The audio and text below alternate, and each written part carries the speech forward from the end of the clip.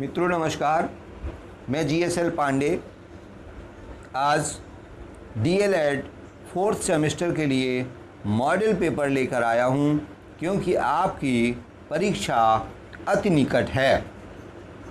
तो छात्रों, पेपर में हिंदी का पेपर, हिंदी का प्रश्न पत्र ठीक उसी प्रकार का होगा जिस प्रकार से 3rd सेमेस्टर में और 2nd सेमेस्टर में या 1st सेमेस्टर में दिया था। प्रश्नों की संख्या उतनी ही रहती है और वही 25 अंकों का प्रश्न पत्र होगा। तो स्वरूप तो उसका वही रहता है।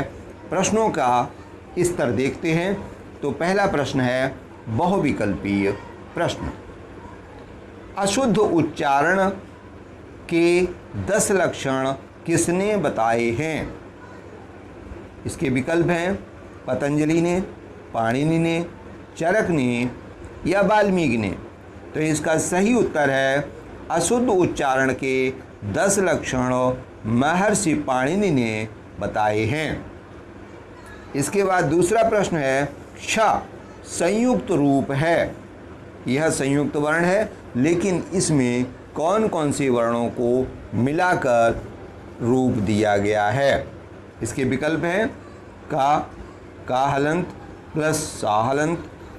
इसके बाद दूसरा विकल्प है का प्लस सा, और तीसरा विकल्प है का प्लस सा षटकोण, और दा विकल्प है क प्लस सा षटकोण।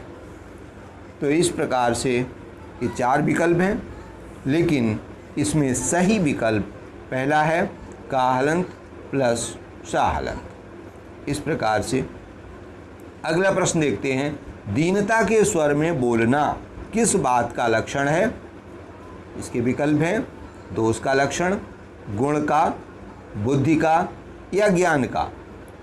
तो ध्यान दीजिए कि दीनता के स्वर में बोलना दोष का लक्षण है। अगला प्रश्न है 4। यात्रा वृत्तांत के साहित्य की मान्य विधा के रूप में स्थापित करने वाला साहित्यकार कौन है? तो मित्रों, इसके विकल्प हैं अज्ञेय, जयशंकर प्रसाद, राहुल सांकृत्यायन या निराला। तो इसका सही उत्तर है राहुल सांकृत्यायन यात्रा साहित्य को स्थापित करने वाले साहित्यकार हैं। अगला प्रश्न 5 है वंदना के कितने रूप होते हैं? विकल्प है 2, 3, 4 या 5। तो सही विकल्प है 2। वंदना के 2 रूप होते हैं। और अतिलघु उत्तरीय प्रश्नों प्रारंभ होते हैं। इसमें छठा प्रश्न है मानसरोवर किसकी कहानियों का संग्रह है? तो मित्रों, इसका उत्तर है कि प्रेमचंद के द्वारा रचित कहानियों का संग्रह मानसरोवर पुस्तक में है। अगला प्रश्न 7।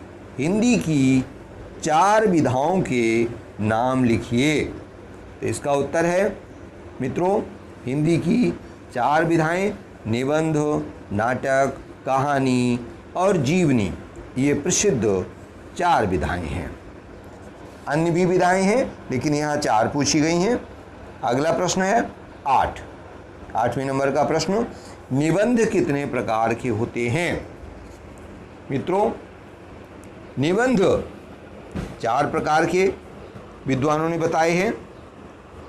नंबर 1 वर्णनात्मक निबंध, 2 विवरणात्मक निबंध, नंबर 3 विचारात्मक निबंध और नंबर 5 भावात्मक निबंध। इस प्रकार से कुछ विद्वानों ने अलग संख्या भी बताई है, लेकिन ये 4 प्रकार के प्रमुख रूप से होते हैं।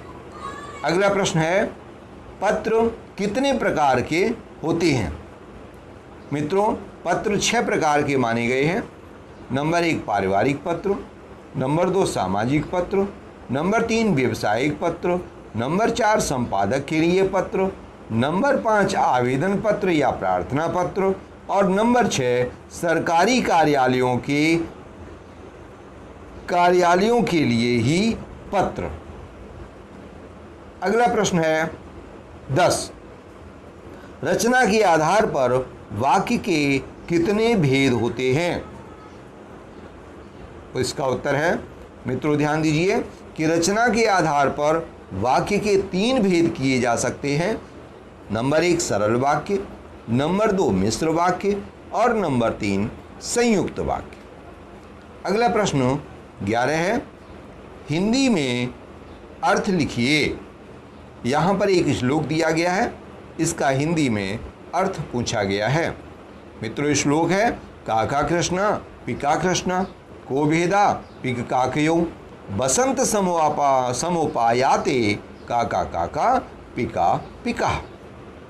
इसका उत्तर है, इसका हिंदी में अर्थ लिखते हैं कि कौवा भी काला होता है और कोयल भी काली होती है, फिर दोनों में क्या भेद है?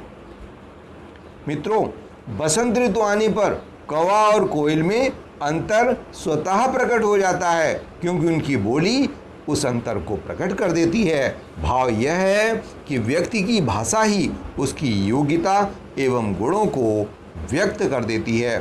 तो मित्रों अपनी भाषा को व्यवस्थित रखें। अगला प्रश्न है लघु उत्तरीय। लघु उत्तरीय प्रश्न देखते हैं, संख्या के आधार पर 12वां प्रश्न है, संधि कितने प्रकार की होती है? उदाहरण सहित समझाइए। मित्रों इसका उत्तर देखने के लिए हमारा पुराना वीडियो जो संधि पर बनाया गया है उसको आप विस्तार से देखें और अध्ययन करें। अगला प्रश्न 13 है, तुलसीदास का जीवन परिचय एवं रचनाएं लिखिए। उत्तर के लिए, इसका उत्तर जानने के लिए भी हमारा वीडियो देखें। अभी कुछ ही दिन पूर्व तुलसीदास का विस्तार से जीवन परिचय और रचनाओं के विषय में लिखा गया है पुराने वीडियो में।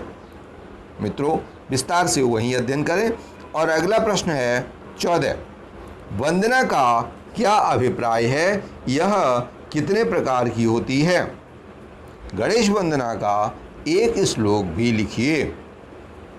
मित्रों वंदना अपने इष्ट की पूजा है। सभी धर्मों के लोग अपने इष्ट को अपने इष्ट से अपनी भलाई के लिए निवेदन करते हैं, उसी को वंदना, पूजा, इबादत या प्रार्थना आदि कहते हैं। वंदना 2 प्रकार की होती है, व्यक्तिगत वंदना और सामूहिक वंदना। चलिए आगे चलते हैं, गणेश वंदना का एक श्लोक लिखते हैं। गजाननं भूतगणादिसेवितं कपित्थजम्बूफलचारुभक्षणम् उमासुतं शोकविनाशकारकं नमामि विघ्नेश्वर पादपंकजं। मित्रों ये गणेश वंदना का श्लोक है और प्राय आपने सुना भी होगा और पढ़ा भी होगा।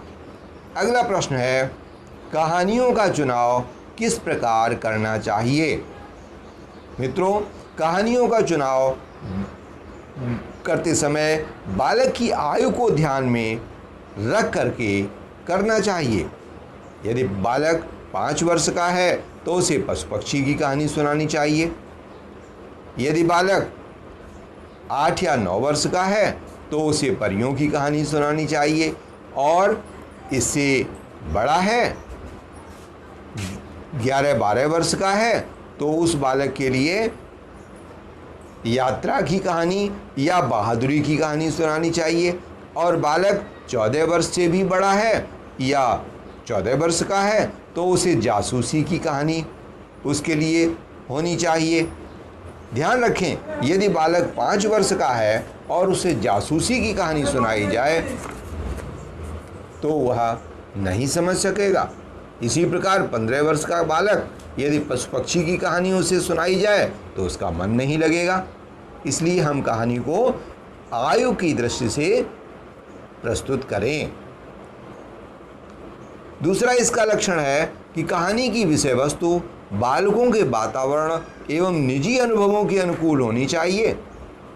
तीसरा, कहानी में घृणा का भाव या मार काट की स्थिति नहीं होनी चाहिए, क्योंकि बालक का हृदय अति कोमल होता है, उस पर इसका अनुकूल प्रभाव नहीं पड़ेगा। अगला प्रश्न, अगली विशेषता इसकी ये होनी चाहिए कि कहानी सुखांत होनी चाहिए। ध्यान रखें, कहीं ऐसा न हो आपकी कहानी सुनने के बाद बालक रोता ही रहे काफ़ी देर तक। तो अगला विशेषता इसकी है कि बालकों का मनोरंजन करने में कहानी पूर्ण समर्थ हो। और अगला प्रश्न देखते हैं, प्रश्न 16, काव्य का स्वरूप किस प्रकार का होता है? मित्रों, काव्य का स्वरूप सौंदर्यमय होता है। उसके 4 प्रकार के सौंदर्य पाए जाते हैं। सबसे पहला है भाव सौंदर्य। कविता में भाव सौंदर्य इतना प्रबल होता है कि वह समा नहीं पाता और कविता के रूप में फूट पड़ता है। इसी प्रकार भाषा सौंदर्य, कवि बड़ी चतुराई से सुंदर शब्दों का चयन करता है, उसके शब्द स्वयं बोलने लगते हैं और उसकी लय सौंदर्यपूर्ण होती है। और तीसरा जो लक्षण है वो है कल्पना सौंदर्य का। कल्पना सौंदर्य में भी कवि अति कुशल होता है, इसीलिए कहा गया है जहाँ न पहुँचे रवि वहाँ पहुँचे कवि। इस कल्पनाशीलता के कारण पाठक झूमने लगते हैं। और अगला विचार सौंदर्य, कवि के द्वारा सुंदर विचार प्रस्तुत किया जाता है। वह विचार लोक में ऐसा भ्रमण कराता है कि पाठक उसमें खो जाते हैं और उन्हें अपना विचार मानने लगते हैं और आनंद उठाते हैं। मित्रों, प्रश्न 17, प्रयागराज पर एक लेख संस्कृत में लिखना है और उसके लिए कम से कम 6 पंक्तियाँ होनी चाहिए। वैसे परीक्षा में 4 पंक्तियाँ ही पूछी जाती हैं। चलिए देखते हैं प्रयागराज पर। भारतवर्षस्य उत्तर प्रदेश राज्ये प्रयागस्य विशिष्ट स्थानम् अस्ति। अत्र ब्राह्मणः प्रकष्ट कारणात् अस्य नाम प्रयाग अभवत्। गंगा यमुनयोः संगमे शीतासित जले स्नात्वा जनः विगत कल्पसा भवन्ति इति जनानां विश्वासः। अमायायां पौर्णमास्यां संक्रांतौ च स्नानार्थम् अत्र महान सम्मर्दा भवति। मित्रों, ये आपका प्रश्न 17 जिसके 4 पंक्तियाँ आपसे पूछी जाएंगी प्रयाग विषय पर, या कोई अन्य निबंध के छोटा सा निबंध जो कि संस्कृत में लिखने के लिए आ सकता है। अगला प्रश्न है 18, पाठ्य पुस्तक का क्या महत्व है? फिर से देखें इस प्रश्न को, पाठ्य पुस्तक का क्या महत्व है, समझा कर लिखिए। मित्रों, इसका उत्तर जानने के लिए भी हमारा पुराना वीडियो देखें। पाठ्य पुस्तक पर विस्तार से उसमें प्रस्तुतिकरण किया गया है, देखें। और आज का यह मॉडल पेपर का वीडियो यहीं समाप्त होता है। आप